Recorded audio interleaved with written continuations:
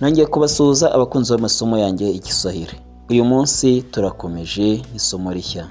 Isomo rya none tugiye kurebera hamwe uko tuganira mu rugo. Iyo tuganira mu rugo tuganira iki?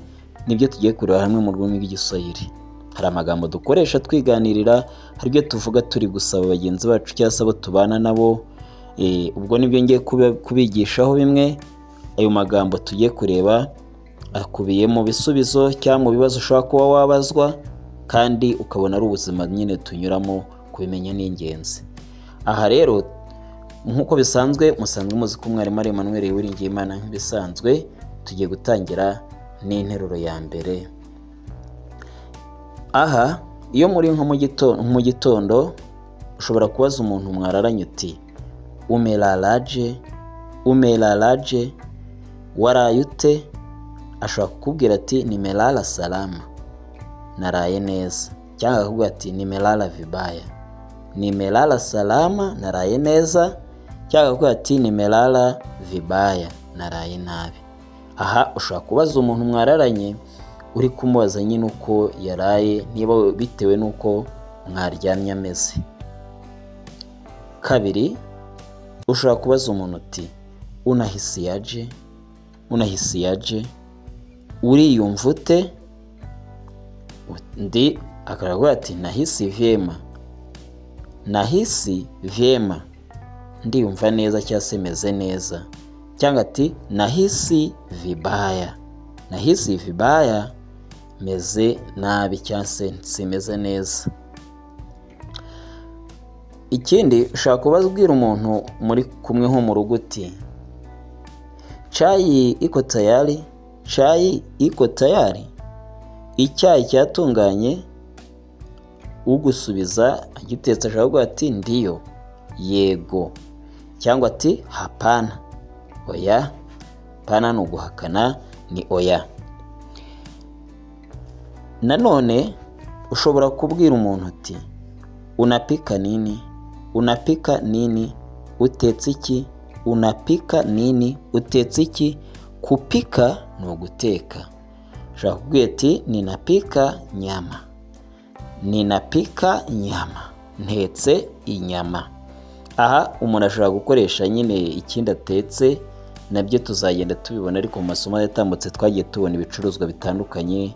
Ubwo byaterwa n'icyo atetse nyine. Nawe uramutse utubwiye muri comment icyo waba wifuza twakigushyiriraho. Nanone mu rugo umuntu ashobora kubaza undi ati watoto wako wapi, abana bari he? Kwa kundi wenda ugeze mu rugo ukabona abana ntibari gukina, ukamubaza. Aha umuntu usubiza yamubwiye ngo watoto wamelala, abana baryamye. Twikomereze. Aha nanone hari umuntu uri kubaza ati chakula kimeiva, ibiryo byahiye. Chakula kimeiva, ibiryo byahiye. Utetse ashaka kumubwira ati ndiyo, yego. Ndiyo ni yego, hapana ni oya. Dukomeze. Umuntu ashobora kuba ari mu rugo akakubwira ati nipe maji, mpamazi. Nipe maji. N'urugero icyo yaba ari bugusabe gishobora kuba atari n'amazi, n'ibindi bitandukanye. Ushobora kuvuga ati nipe maji, nipe chai, nipe sukari, biterwa n'icyo yaba akeneye, ariko yaba akubwiye ngo mpa iki. Nipe maji, mpa amazi.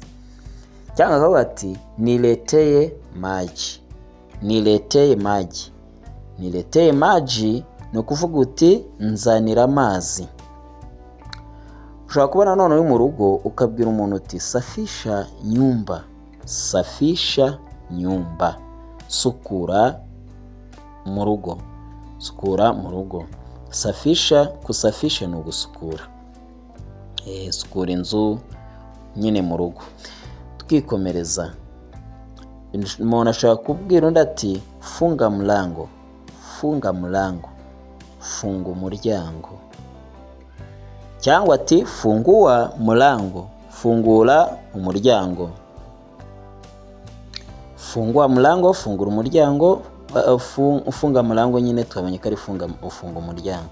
Hanyuma none umuntu ashobora kuba ari mu rugo akavuga ati zima taa, zima taa, zimya itara, zima taa, cyangwa ati washa taa, washa taa, atsa itara.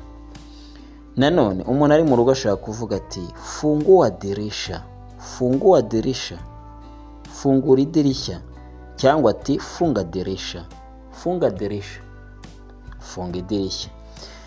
Bakunze amasomo yanjye rero, iyi nteruro niyo nsorejeho, ariko ibyo tuganira mu rugo ni byinshi. Tuzakomeza mu masomo yacu ubutaha turebera hamwe nuko wenda nk'umuntu ashobora kuba yaganira n'undi bari mu rugo, umubyeyi akaba yaganira n'umwana we, n'urugero bari mu rugo biganirira. Dushobora kubona ikiganiro kiri hagati nanone y'umubyeyi, y'umugore n'umugabo haganira mu rugo. Ikindi nanone nzabigisha vuba nuko nanone dushobora kubona abana mu rugo baganira, sibyo? Cyangwa umushyitsi aganira n'abasanze mu rugo cyangwa n'uwasanze mu rugo. Urumva amasomo ni menshi kandi turagerageza gukomeza kubigisha igiswahili. Niba rugeze aha bwa mbere ntugende udakoze subscribe, kandi niba wakunze iri somo ntugende udakoze like. Ari kumwe rero na Emmanuel Uwiringiyimana nk'ibisanzwe. Nizere ko amasomo yacu akomeza kugenda abafasha, cyangwa se abagerageza kuyiga. Nizere ko mumaze kuva ku ntambwe imwe mugatera indi. Ndabakunda cyane rero, tuzasubire mu isomo ry'ubutaha. Imana ibarinde. Kwaheri. Mungu awalinde.